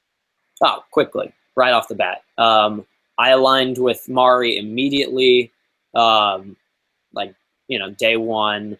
Actually, the first alliance that was proposed to me was Figgy came up to me and was basically like, I talked to Zeke and Will, and they want to work with you, and I do too, and I've got Taylor and Jay. So there's 6 right there. And I realized later, like, it was literally Figgy and all of the guys. I never really bought into that alliance, but that was the very first thing. And that was like, that was just another example of Figgy just like within minutes, she had a 6-person alliance. Yeah. So it's right away now. There's no in between. Yeah. Gotcha. Here's Gamer Girl's second question. And this is her last one too, but it is, Adam, how did they get you unstuck from underneath that log in the family challenge? Oh, good question. That's a good question. Yeah. Yeah. Well, it certainly wasn't. My brother didn't come dig me out, and I'm sure he's listening right now. So hi, Evan, love you. But Brett and Sunday actually had to come and dig me out. They actually had to dig you out, like you were actually stuck. Yes, Brett and Sunday dug me out. I was absolutely stuck. I would have died there. Wow. Is there a reason why you didn't go on your back? Oh, yeah. I get it. I screwed it up. I know. I literally had that realization as I was stuck. A little bit too late. Well, yeah, you're a super duper fan, so you think, That's funny. I can't believe that you were actually stuck. Anyway, this is not us, but well, where is this? Wait, T-Rex says, what's the audition process like? Sorry, I looked at a different question, but he wants to know what the audition process was like. Wow, we could do a whole podcast just on this. I have so many casting stories, but I feel like I've already been super long-winded in all of my answers. What's like a fun? Basically, I applied February of 2013. 2 days later, I got an email back saying, liked your video, here's the long-form application. Fill it out, send it back to us. You may not hear from us for a while, if at all. I sent it back. I found out later they had just finished casting Cagayan at that point. So I was done for that year. They had already finished, so they didn't consider me until the following year, which was when they were casting for Blood vs. Water. So they called me for Blood vs. Water. I had an hour-long, 45-minute-long conversation with casting, and it went great. And at the end of it, she said, okay, this is great. We may be able to do something here, but we're not looking for individuals right now. Evan just texted me. He says, I wasn't allowed to dig you out. So Evan is certainly listening. That's funny. What was I saying? Oh, so they were like, do you have anyone you would want to apply with? And, I was like, oh, yeah, my family's been like dying to get on Survivor. I fudged that a little bit. I went home. I was like, who wants to do Survivor with me? And my mom and my brother agreed to do it. So I made 2 more videos, one with my mom, one with my brother. They loved my mom. We started moving through the process. We filled out finals paperwork to go down to finals. She had to get a physical to we both did to get cleared, to be in good enough physical health. She was in incredible shape at the time. Just the healthiest person you could possibly imagine. And she would have been the 3rd oldest woman in the history of the show. At the time, she was 58. And she would have run circles around me, which is part of the craziness of all this lung cancer stuff. But ultimately, we didn't end up getting on the show. But, I applied again the next year. I didn't hear back at all. I applied again one more time, and I ended up getting on. And finals casting in LA was so much fun. Like, I mean, it was super stressful, but just seeing the behind the scenes of the casting process was like one of the dreams come true. And I felt like I was already playing the game. Like, you're making little alliances with the people that you're at finals with, and many of the ones that didn't get on ended up like I had built enough of a bond with them just by like smiling at them that like 5 or 6 of them hit me up on Instagram when the cast was released. It was like, hey, like wish we could have been out there together, and so I've talked to some. It's just like everyone's excited, and every day people disappear, and that's my favorite part. It's like, goodbye. Wow, that must be intense. Get out of here. Like, Did you feel pretty confident that like you were gonna make it through to the full cast? I think in order for casting to go your way, you have to leave every interview and feel like you want to do one of these. Let's go. If you don't feel like you crushed it, you can buy your own ticket home. Like, you have to kill it every step along the way. And so anyone who gets on the show killed casting, because they have literally thousands of options to choose from.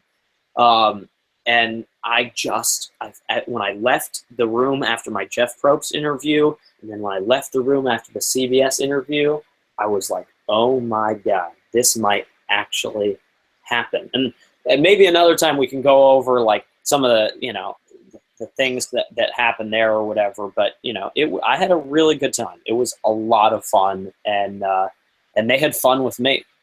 Mm-hmm. That's awesome. Let's see here. So Source B-Ball Source, I don't know. This is a new listener, I guess. They said, congrats on the win. Do you have any interest in doing Big Brother? Have you ever applied to be on it? I have never applied to be on Big Brother. I would likely not do Big Brother if it were offered, but you never know. I guess I would certainly think about it very seriously.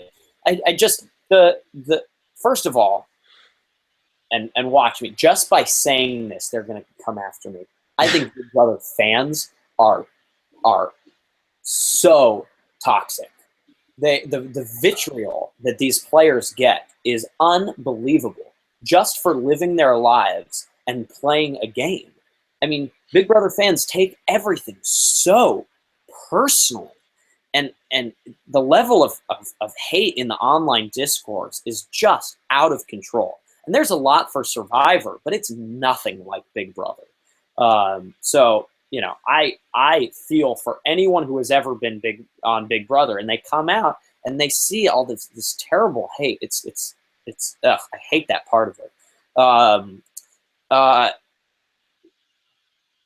Well, would you play Survivor again? That's like the all important, right? Yeah, in a heartbeat. You would play again. Would you have to Survivor now as I was a year ago? You know what I mean? Mm-hmm. And who wouldn't jump at the chance to play Survivor? Like, are you kidding me? I'm not, and maybe it screws up my legacy or whatever, but I'm not really concerned about that. Like, I could get to play Survivor again. Like, that's insane.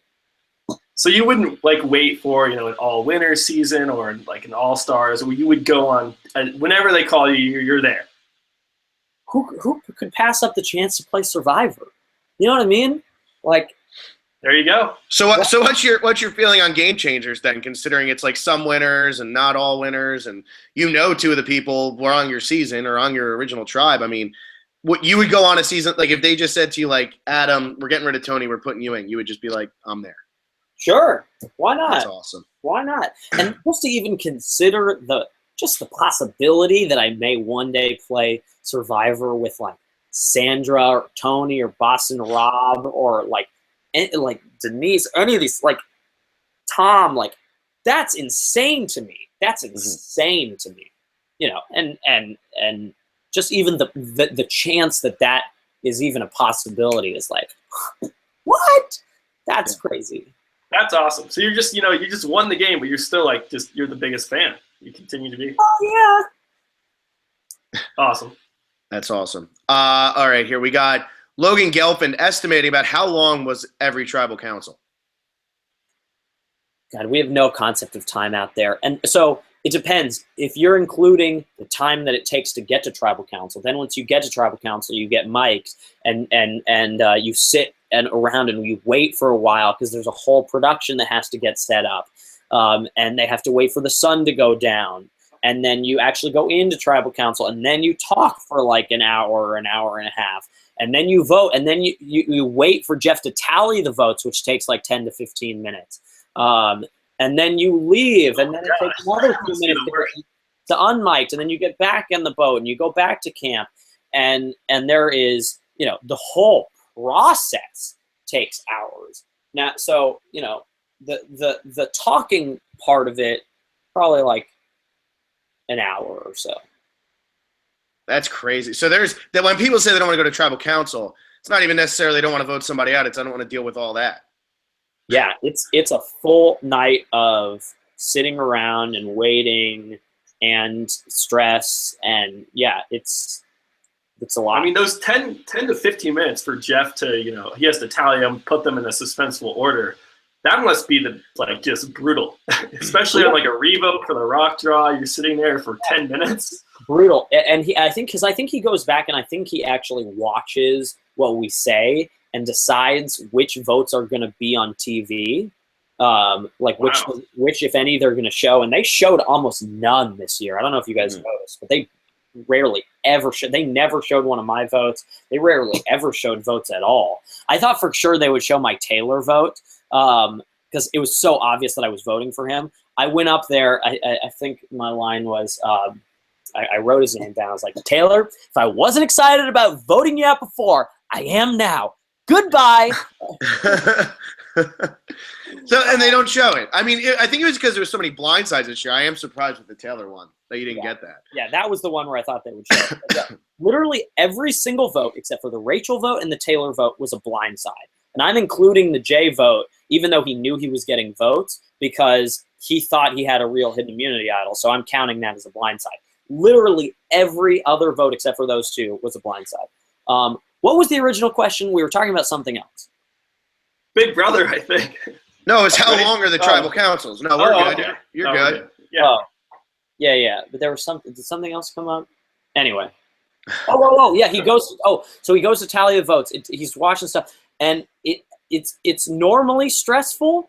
It's even more stressful when you have an idol, because the game is not done being played yet, right? You still have a huge decision to make. And for me, it was fun because it added a whole nother layer of the game that I always dreamed of playing, which is when you play the idol, when you not play the idol. But you have to, you're constantly thinking about it. Let me tell one more little story about, I keep doing this. I'm going off on tangents, but I figure you guys like it, right? No, that's what we want. Okay. Absolutely. Yeah, I figure you guys want all the behind the scenes stuff or whatever. So the merge vote. You see me scrambling on the beach, right? And Hannah's like, Adam, you got to calm down. And Zeke is like, why is he, running around and talking to all these different people? Okay. I wish they would have given my reasoning for all of that. But, again, we want to make it a surprising finish. So from their perspective, the vote is set. Anything you do now is just going to be potentially damaging. Okay? And either it's going to go our way or it's not going to go our way. Nothing we can do about it at this point. They didn't know that I had an idol, right? So for me, when I'm running around at the end there, I'm not trying to get anybody, I'm not trying to flip any more votes. I'm trying to look people in the eye and figure out, are you voting for me or not? Do I have to play my idol? Because I did not trust Hannah just saying it's good, because she had been wrong both the other time she had been to tribal council before, right? So I didn't trust her judgment at that point. So I needed to look people in the eye and see for myself. If I hadn't done that, I definitely would have played my idol and I would have wasted it. But instead, I went to Brett, I went to Sunday, I went to Chris. I wanted to see, are you going to look me in the eye and tell me that, that you're voting for Michelle? And if I got even one hint from any of the three of them that they were lying to me, I would have played my idol, because I knew they would vote together. And if either they were all three of us going to vote with us or all three of us not going to vote with us. And so by doing that scrambling, I was able to figure out that I did not need to play my idol, and it saved me my idol. So, how close? I mean, you can scramble and look them in the eye, and you're feeling good. But then you're sitting at tribal council, and you're right there. How close were you to playing it, or had you just put that thought out of your mind? I've already made up my mind. I'm not going to play it. Were you still thinking it through? Yeah, I definitely brought it to tribal council. And actually, when I ended up playing my idol, I had said in confessional, I am not going to play my idol tonight. So it's constantly. And then when I didn't play it at the rock draw, I said I might play it tonight. So I'm constantly thinking and changing my mind and whatever. But I not only had faith in my own reads, but another thing you didn't see on the show is I actually told somebody about my idol. Any guesses? Really? Jessica. Yeah. I would say I was going to say Jessica too, because that seems like the only one you would tell. Right. So Jessica, before that tribal council, I said, hey, I know I'm getting votes tonight. I have an idol. I want to keep it so that I can play it for you or for me later on. This is for both of us. I will play this for you if you need it down the road. So we both had a vested interest in me staying in the game and me staying in the game with an idol. So I was like, I need your eyes and ears. I need to know if you trust that Jessica, that Sunday and Brett and Chris are with us. And so I had my own eyes and ears, and I also had hers. And she came back to me and she said, we're good. Because she would not have wanted me to play it if I didn't need to. And she wouldn't have wanted me, obviously, to get voted out with it in my pocket if I could have used it for her down the road. Mm-hmm. So I thought it was the right decision at that time to get a second set of ears for that vote. Yeah, wow. Which is... Well done. Yeah. Much different than, like, running around. Were you shocked, like, that David would tell somebody like Zeke? Because I know Jessica, you say, is your closest ally, but, like, when David's running up and telling Zeke, like, is that surprising you? Not necessarily, because there have been instances in the past with, like, Ewell bringing Jonathan Penner on board with the idol, things like that, where you can sway someone with an idol and bring someone closer to you as a result of it. But I think those days of Survivor might have shifted to the point where I'm only going to tell somebody about an idol if, they have a vested interest in keeping it to themselves, right? Obviously, I screwed it up with Hannah, and I had other reasons for doing that, as I explained earlier. But Jessica knew that I would use it for her. Gotcha. So you kind of got into this one already, but Kelster04 wants to know what you guys do during downtime. Fire time, stories, games. Those are questions, but that's from her. Yeah, we had a great night one night on the beach at the Millennial Camper. We made a bonfire out by the beach, by the raft. We played like dirty charades and like just sat around and hung out. I think this was actually this was night 3 because this night 2 we were evacuated. So yeah, we had a lot of fun, and I really, really, really like this group of people. It's just such a nice group. I mean, it really is like good human beings. So, and we had fun. Yeah. Okay.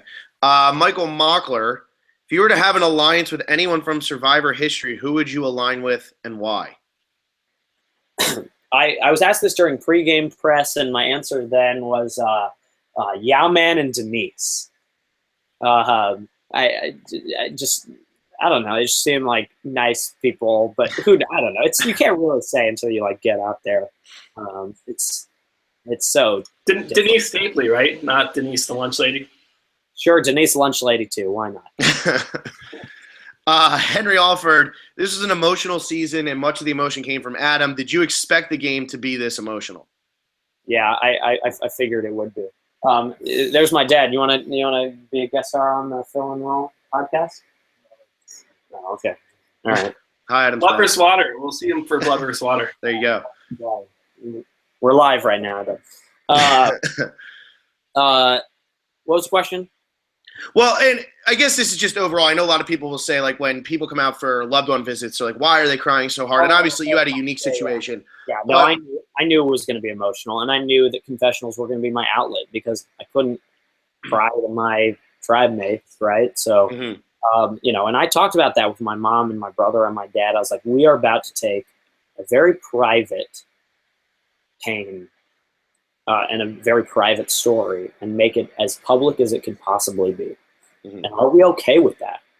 And my mom said, yes, definitely. And my dad, yeah. My brother, yeah. So, I knew it was going to be something that was going to be emotionally very difficult for me, but it motivated me. Let's see here. Birthday week, Alexis. It's really, really informative. I'm going to have to watch the rest later because the edit was definitely skewed. So, look, you've already changed people's opinions. Now they're going to go back and rewatch your season. Yeah. I don't want to change it too much because if I do ever go back, I want people to, think that I suck. Yeah, exactly. Yeah, exactly. You've already given away way too much information. You have not stopped playing the games. I'm counting on you guys not blowing up significantly. Can you do that?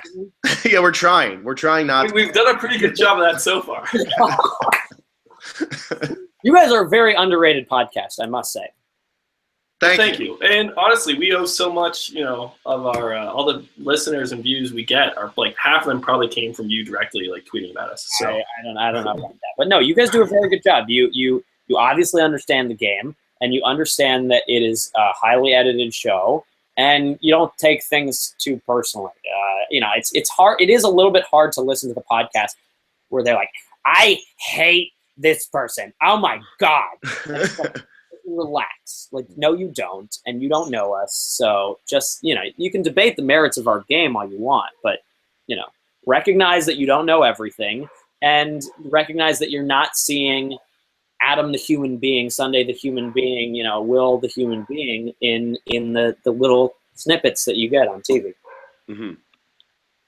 Pablo DX, what would have happened if the Millennials had lost the next two challenges? The Paul and Lucy boots. Were you next after Zeke? I really believe that I was not. I believe that I was in not a good position. I was not in a power position, but I had good relationships with the power players because Jay and Michelle were absolutely in control of the Millennial tribe, head to toe, and they were going to decide who went and who didn't, unless I could rally the votes for Figgy from the other five. So that was what I was gunning for, just to make it so that because if Figgy went first, then I was going to be totally safe, I thought, moving forward, because it wouldn't just be up to Michelle and Taylor. Michelle and Jay. If Zeke were the next to go, I would have absolutely no influence in the tribe, because between Michelle, Jay, Taylor, and Figgy, they have enough to run the show if they wanted to. And I knew that Michelle and Jay were setting them in a position that they had a perfect position where they had that 6-person alliance that I was talking about that included everyone except for Figgy, Taylor, and Zeke. But they also, I presumed, and I'm sure that I was right, had a 4-person alliance with Figgy and Taylor. So they had options. So from their perspective, the only person, at least that Michelle wasn't aligned with, was Zeke. So you think he would have been next? I think he would have been next, and then they would have had options. They could have stuck with the 6 or stuck with the 4. I think that they would have stuck with the 6, but it's hard to say. But Michelle was playing a very good game out there then. Absolutely. Michelle and Jay both. Okay. Very, very strong. Vince Floyd, when were you the most shocked watching the broadcast? Also, were you happy with your edit since it was a very unusual edit for a winner? I was shocked when somehow I got kind of a villainous edit in the Taylor vote out episode. I thought Taylor's obviously the villain. I'm on the other side. That's got to make me probably the hero. And I was surprised that they made my conversation out with Jay to be like so terrible. I mean, they even this blew my mind, and in retrospect should probably blow your mind as well. They gave Zeke a confessional. I mean, you talk about everything on camera, right? But the fact that they aired a confessional of Zeke talking about a scene that he wasn't even in, talking about how I was making Jay, how I was being mean to Jay or whatever. Mm-hmm. You know, Zeke wasn't there for that conversation, and they gave him a confessional about something that he wasn't even there for. I mean, about the eventual winner. Like, it's and that is honestly, I remember that confessional. I remember watching, being like, "Oh no! Like, there goes Adam's chances." And I continued. Everything you know about the winner's edit. I know, it's gone. Yeah, I mean, put a stake in it, because that confessional on its own. I mean, he didn't have the information to be able to be saying what he was saying, because he literally wasn't there, and he was only going off of Jay's word, which of course Jay's going to be saying that because he's trying to throw me under the bus, which is exactly why I gave him nothing. You know, the comments, those two episodes were insane to me, because the episode before, people were like, why is he telling so much to Taylor? Like, Taylor's going to use that against him. And then the next episode is like, why wasn't he being nice to Jay? Like, you know, because if I said, Jay, I want to work with you, Jay is immediately going to run and use that against me. Like, on purpose, I gave Jay nothing. On purpose, I was like, nope, this is the way it is. That's it. Like, Jay wasn't talking to me to try to work with me. Jay was talking to me, at least I thought at the time, and I still do, to get info that he could use against me.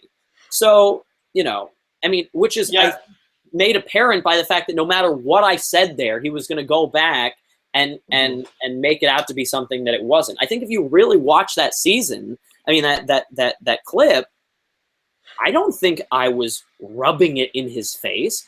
I was being genuine. I was being straight up. That's all it was.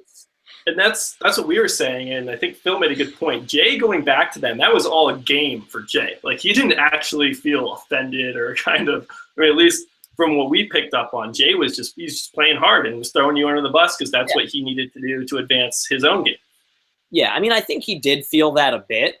And that's on me that I made him feel that way. You know, I should have been more careful in the way that I did it. But you know, he was always playing the game, and any opportunity he had to make somebody else a target, especially at that point of the game when it looked like he was in real deep danger, was going to be good for him. I'll jump to the next one here. Nintendoshi, who would you have liked to work with post-merge if they weren't voted out pre-merge based on either in-game or TV? Definitely Mari was my closest ally by far. I mean, I could have seen us going all the way to the end together. Like, I wanted like a day one alliance that I was going to stick by, and she was that person for me. And we were just on the same page. You know, we wouldn't talk much during the day, but you know, we would talk a lot at night. And you know, I guess we didn't hide it very well that we were tight. But also Michaela. You know, I definitely liked Michaela and thought that you know, there was a good chance that we would be a strong alliance. Those are probably the main ones. You know, I didn't get a chance to meet some of the Gen Xers. What's that like when you're out there and then you rewatch it and you see like you're seeing people get voted out that you never even interacted with? Because normally, like when you watch the show, you see both sides of the story. You're seeing both camps. You understand what's going on both ways. When you're like actually out there and you see like Rachel's gone, Paul's gone, Lucy's gone, like what, like, for you, like, how do you even feel anything for that, or are you just kind of like, eh? No, definitely. And by the way, my brother's like texting me like pictures of this right now. Yeah, I don't know. I guess it's I had heard the stories, right? So, but to see it play out was fun on TV, and you know, it definitely it bothered me that over and over again, minority women were getting voted out of our season. I actually even brought it up at a tribal council. I had to be very careful about the way that I did it because I certainly didn't want to call any of the people that I was playing with like racist, right? And I don't believe that. But I think it needed to be addressed. Otherwise, it's just this giant elephant in the room. You know, the first 7 boots was Paul and like 6 minority women. It wasn't great. Mm-hmm. That's interesting. Yeah, I know. I saw a lot of that brought up, but like when you watch it, like none of that was ever like addressed. It just like seemed like it just happened. Yeah, and what I said at tribal council, and I said it in reference to like the question was about how people connect in the game, and I was like, and I think this is the reason why you see so many minority women as the first voted out of their season. So I tried to talk about it in terms of like other seasons.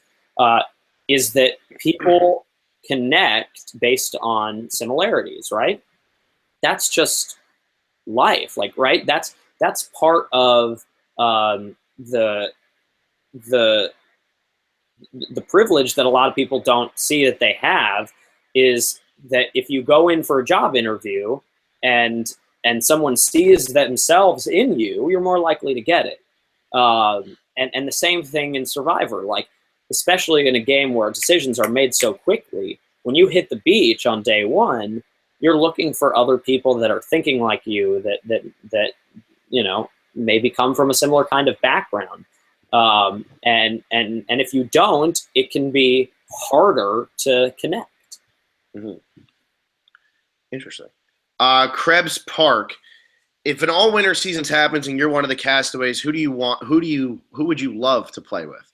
Who's like that one winner you need to be on an island with?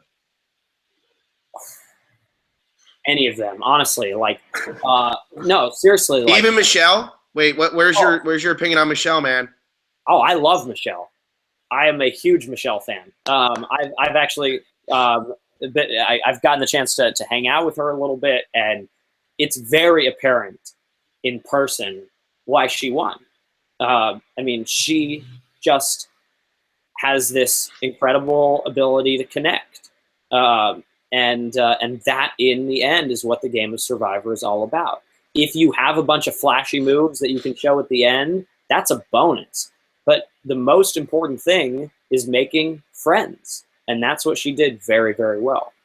I'm so happy you said. You know, you just made my day. Yeah, right? yeah. Phil is now you can be happy with this interview completely. Yeah, that's the only moment I wanted. Aubrey didn't also play a great game, right? Like I'm not. Aubrey played a fantastic strategic game, but the point is that Michelle made, whether it's slightly or whatever, better connections with the members of the jury. I love it. I'm so happy. All right, Jib Jab, please ask Adam if he's going to keep in touch with Jay. Yeah, absolutely. Absolutely. Jay is a brother to me, and he's such a maniac. Like, we are so different. But he is such a good person 99% of the time. There are times when I want to absolutely strangle him. No, the relationship that you saw on TV was, of my relationships, the most accurately represented. There are most of my relationships I think you missed, to be perfectly honest. But that one, they did a wonderful job of covering, I think. Yeah, and we said on our podcast that we think that might be one of the best relationships the show's ever had between the two of you. Oh, yeah. That's pretty cool. Yeah. let's see here. Kazi FC, how long did you look for the idol so people didn't suspect you of finding it? Oh, and another good question that isn't in this one. That Hannah one, did she know that you found something, or did she actually think you were like? No, she didn't see me find it. I thought she might have, but she didn't. Okay. But she literally said hi as I was throwing away the evidence. Mm-hmm. Like, and how long? That's crazy. Yeah. And how long were you actually looking for that? For 11 days. Like, I found it. So it's interesting. Like, I had spent, but you can't spend too much time at any one point. So I'd spend 10 minutes here, 15 minutes here, like little bits here and there. I would actually I would let my allies know when I was like looking for an idol. So like when I found that one, I was like, I told Jay. Jay was like my closest ally at that point. We never got to vote together, but I was working really closely with Jay as part of the whole like craziness of our relationship. So I said to Jay, like, hey, I'm gonna go look, you want to come? And he was like, yeah, I'll join you in a bit or whatever. And so I went out and, with him covering me and him gonna maybe join me.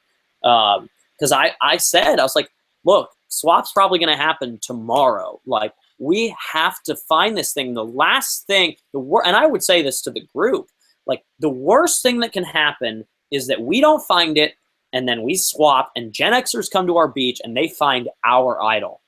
Not gonna happen.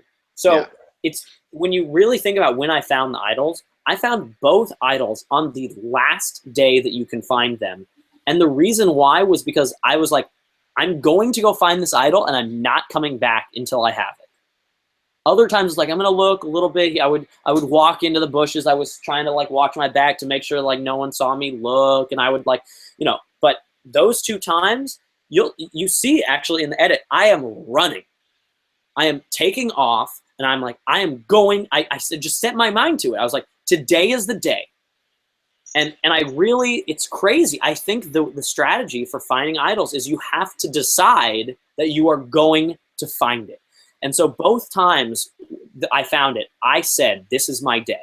And I think when you run, I pumped up my own adrenaline. And when you do that, your eyes get better. Your eyesight literally like gets stronger. And I was, wow. I had this adrenaline pumping through me that I didn't have any other time I looked for an idol. And I, I'm like, you know what I mean? It's I'm just like, oh, could it be here? Could it be here? You need to go after it. I don't know if that makes sense, but I think that helped. Yeah, it does make sense. I think Tony would agree with that strategy. Maybe you picked up on that a little bit from Tony. But for the second idol, find it. Were you sure there was even anything? We didn't even know. I mean, there had been 3 idols made it to the merge. You have a reward steal. You have the legacy advantage. We weren't sure whether idol hit. Did that cross your mind that maybe there's not even one out here? Yeah. So I wasn't sure that there was an idol, and so I did like you'll see if you watch the secret scene where we went after Will. Brett and Sunday and I are at the well, and that scene actually starts in the extended scene with them catching me, like, look for an idol, and I wasn't hiding it. I was like, yeah, so real, like, are you surprised? Like, I just played one last night, like, but again, I wasn't sure if one was out there, so I was kind of like meandering, looking. But the final 6 tribal council, we talked for a while about idols, and it showed up in the broadcast where Jeff Probst is like, what's the thought on idols? Do you think there's still one out there? I was like, and I'm thinking, Jeff is not bringing this up if there are no idols in the game. What's the point? So there is an idol out there. It dawned on me, like, there is an idol in the game. Now, if I knew about the fake idol, I could have chalked it up to him like setting the scene for that, right? But because I didn't know about the fake idol, all it did was be like, oh my God, there's an idol out there. And so the next morning I took off because I'm like, I'm finding this thing today. It is out there. And Dave didn't believe that it was out there, thank God. So I actually found a clue. No, we're not going to be a while. We're almost done here, right, guys? We're almost done. Okay. Yeah. I actually found a clue. You know, I found it just like I found my first one, which was I found the clue first. I found the clue before the immunity challenge. Didn't have enough time to actually go and find the idol. And then after the immunity challenge, which I was so close to winning, oh my God. After that immunity challenge, I then found the idol. That's crazy. That's awesome. So you are picking up on things Jeff says. Like you're overthinking everything he says. You have to. Yeah, that's awesome. How much time do you have? Do you need to go? Yeah, I probably got another 10 minutes. 10 minutes. All right, let's roll through. We only have like a couple more questions, but let's just see. Well, Kazi FC says, any advice for first-time player to make it to the merge, then win? Make friends. Just listen to the whole. That's it. Be flexible. Be flexible. Make friends. And yeah. Yeah, and then Juliana Craig says, how cathartic has this been for you, being able to tell your side of the season? Like, how nice has it been post-season, finally being able to just be done? Juliana Craig, that's my girlfriend. That's funny. That's your girlfriend. Yeah. That's hilarious. What was the question? How cathartic?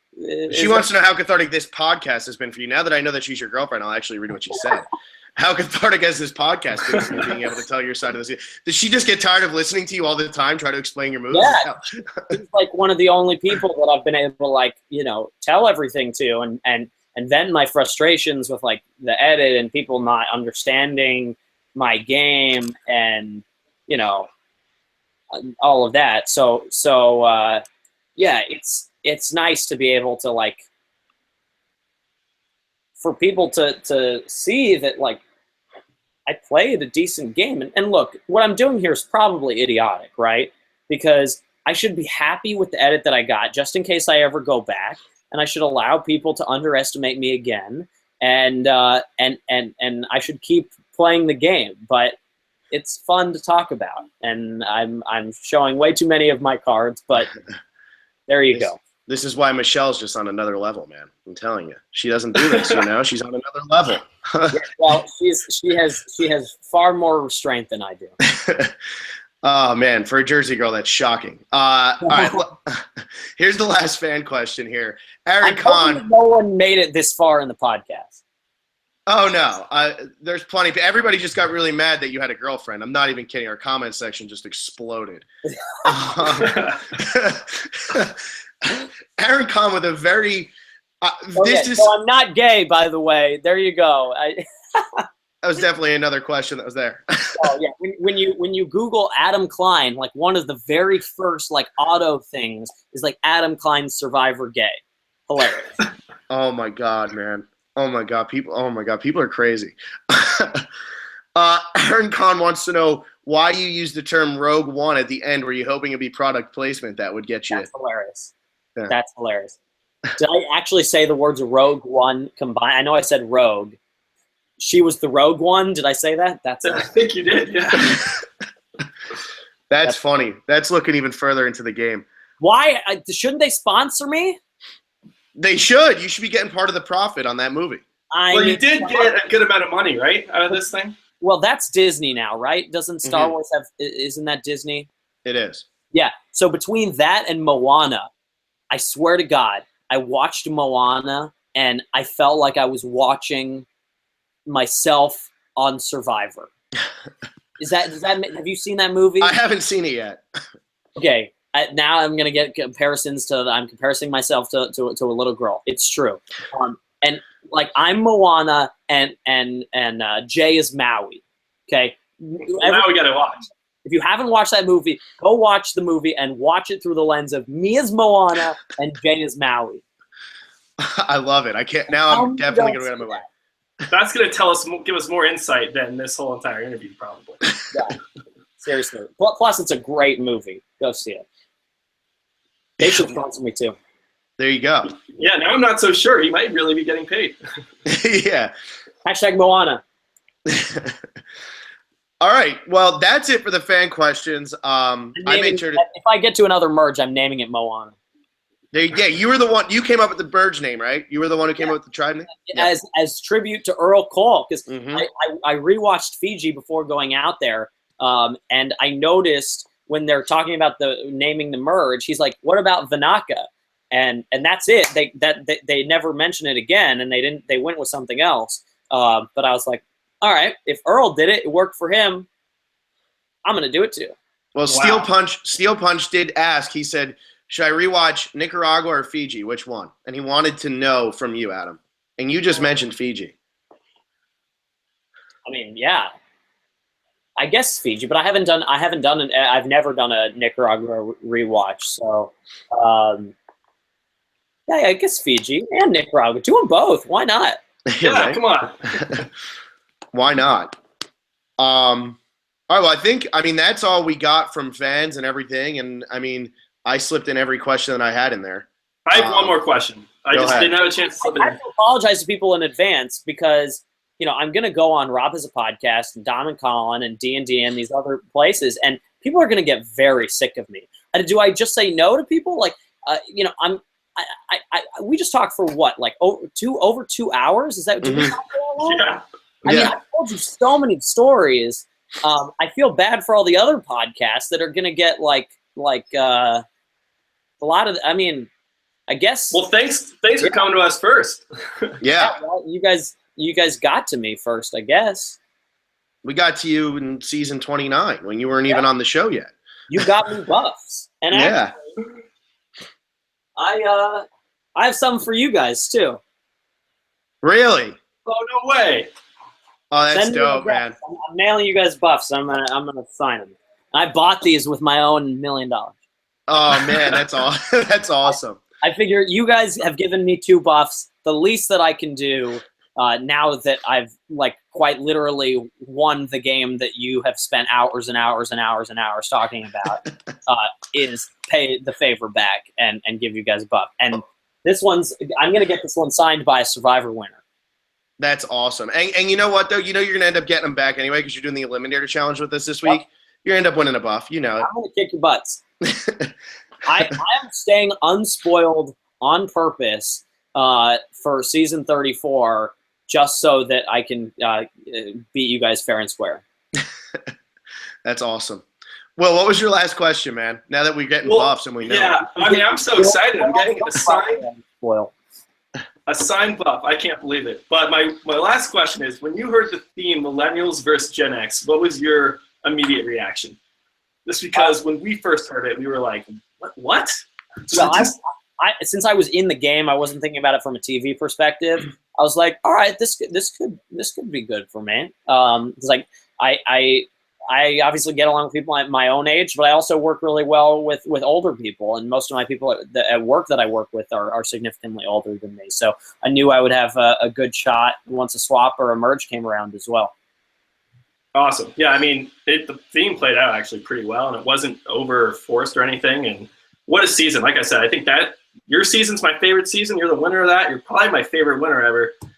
Thanks so much for coming on. I'm definitely my favorite winner. There you go. Yeah. People like this. You guys are in the comments room. Is this fun? I'm looking at the. Fun? I can say that I'm having fun. I had a blast. Okay. I had a great time. It's so fun to hear the inside stories, especially I went to that casting call with Alexa last week, and you hear people talking about I made it to the second round once. And when you're telling about you actually made it to the finals and what you're doing, it's awesome to hear that. Everybody wants to know that type of stuff when you obsess over it. All right. Well, if you guys had fun, tweet at me at Adam Scott Klein and let me know if you had fun. And if you didn't have fun, just don't say anything, because if you have nothing nice to say, don't say it. Didn't your parents raise you? Well, that's it. That's no advice from a Survivor winner. So you got to take that to heart. Yeah. I love it. I love it. All right. Yeah, so we're going to throw this on iTunes at some point. This will be the first one, Adam. Numero uno. Boom! It's because of that donation, huh? That's what it was. Hey, yeah, we hit the Kickstarter, which was dope. That was awesome. So Yeah, and we'll put a link to the foundation that you're. Is that the? I was just gonna say, if you guys send us the link. Yeah, it's su2c.org/survivor. Awesome. If you want to make a donation to Stand Up to Cancer. Awesome. Yeah, awesome. Definitely. Thanks so much, Adam. Everybody, I don't know when we're going to be back. Hopefully, Adam, you can come on for a recap next season at some point, Sure. and you can just school everybody with your knowledge, and everything you say will be, pretty much right because you're a winner. My hourly rate just shot up, though. Well, yeah, maybe you'll win a few more buffs, and that'll be it. It's going to be a 10-minute podcast because I don't think we could pay you for 2 hours anymore. I'll take my winning buffs. There you go. There you go. All right, everybody. You guys, thanks for the support all season long. Even though you didn't believe in me, I know you're still rooting for me. So, and you guys were very fair all along. Thanks to all of your very loyal listeners. Hopefully we brought in a few non-loyal listeners today, and that they will become loyal listeners. How about that? Sounds awesome. That's what we're hoping for. That would be amazing. So subscribe if you haven't. Like the video if you haven't. Phil, you have anything else? That's it. Adam, do you have anything else? I'm good. This was fun. Thanks, guys.